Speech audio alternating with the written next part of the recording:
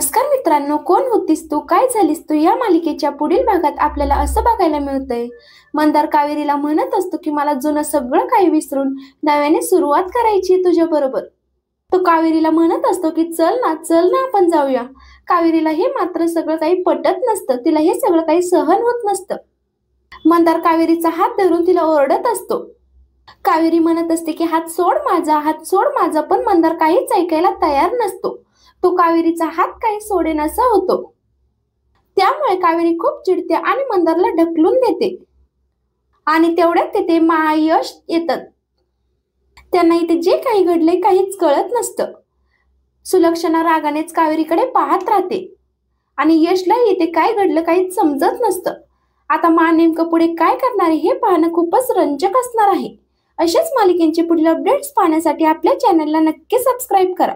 धन्यवाद.